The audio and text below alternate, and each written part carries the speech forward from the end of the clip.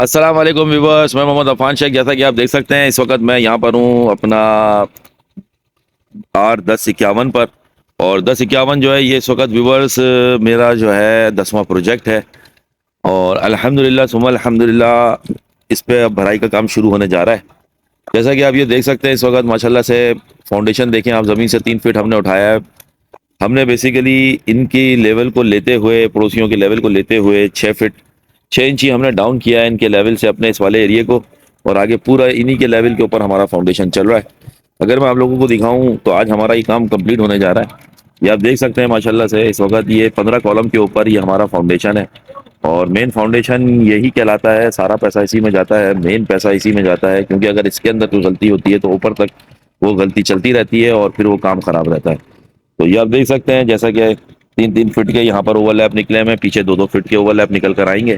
और जिस तरीके से आप ये देख सकते हैं माशाल्लाह से जाल देखें आप, इतना ज़बरदस्त 6x6 के अंदर ये जाल बना हुआ है छत का। इतना मजबूत जाल कोई भी यहाँ पर नहीं बनाता है। और ये सारा आप देखेंगे तो ये 12 mm का सरिया है। ये आप देख सकते हैं ये 12 mm का सरिया इसके अंदर लगा हुआ है।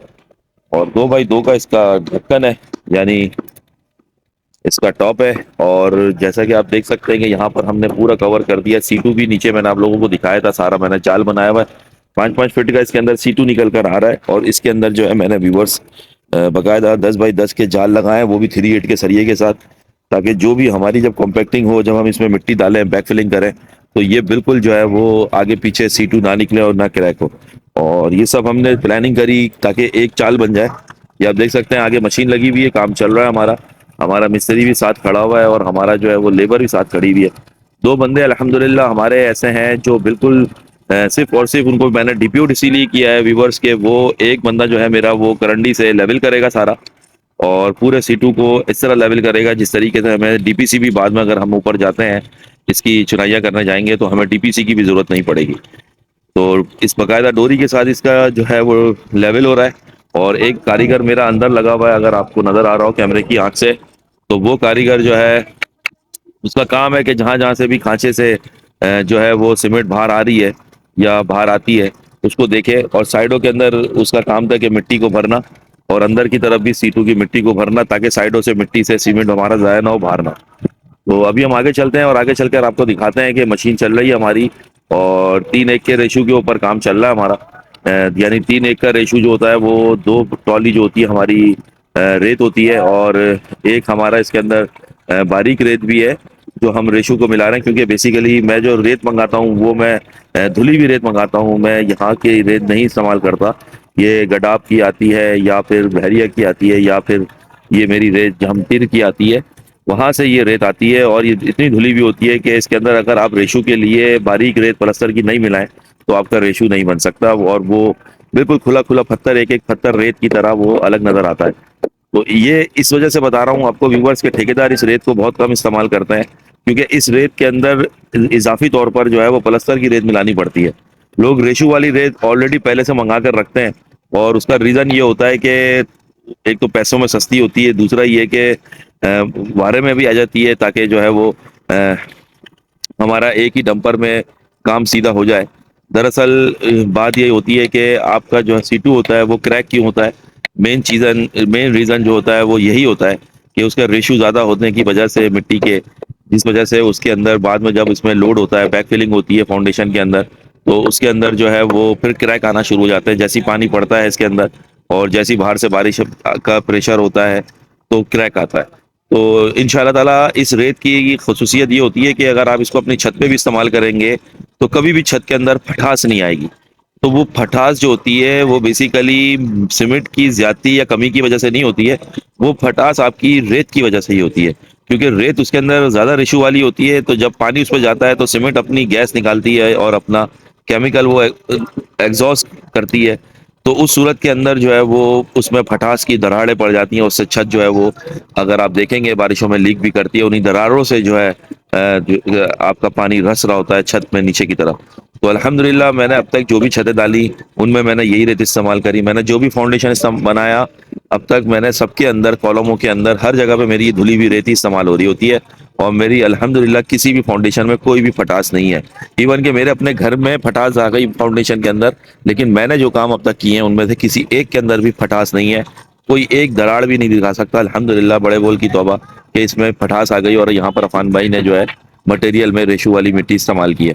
बहरहाल, ये सारी चीज़ें दिखाने और बताने का मकसद मेरा यही होता है मेन, कि आप लोग मोटिवेट हों, आप लोग सीखें समझें। एक छोटा से 5 मिनट के 10 मिनट के क्लिप को घर बैठ के सुकून से एसी में बैठ के अगर आप देख रहे हैं, ड्राइंग रूम में देख रहे हैं, तो आपकी नॉलेज में इजाफा ही होता है इससे, कि आपने अपने घर को जब बनाना है तो कैसे बनाना है। तो मैं तो यहाँ पे प्रैक्टिकली हर चीज़ को कर रहा हूँ, और ये सारा कुछ आप लोगों को जैसा मालूम है कि मैंने आप लोगों के साथ रहते हुए यहीं पर ही सीखा है। यहीं के ठेकेदारों से हर चीज़ मैंने एक एक करके समझी, सीखी, और उसको मैंने अप्लाई किया और वो मैं करता हूँ। तो आगे चलते हैं, चल के दिखाता हूँ आगे का भी व्यू आपको मैं।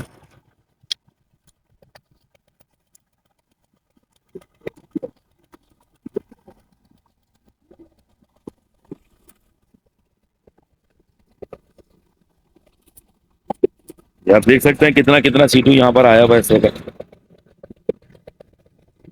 5.5 फीट से भी ऊपर 6 फीट का सीटू बीम के साथ मिलकर बन रहा है।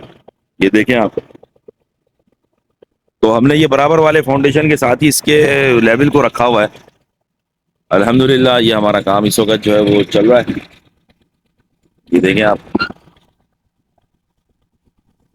रेत भी हमारी, जो मैंने आपसे कहा था धुली हुई रेत, वो कुछ इस शक्ल की होती है।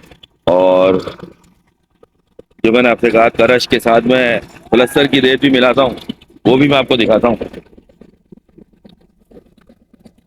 ये 16 mm का हमारा करश है। और ये जो रेत है ना, ये आप देख सकते हैं ट्रॉली तैयार पड़ी हुई है। ये देखें आप। ये रेत मिलानी पड़ती है रेशूज बनाने के लिए। और सारा खेल ही जो है वो पूरी फाउंडेशन के अंदर आपकी रेत का ही होता है, जिससे फटास आती है और सीटू जो है वो आपका फटता है। बहरहाल, ये सब चीज़ें आप सीखें, आप समझें।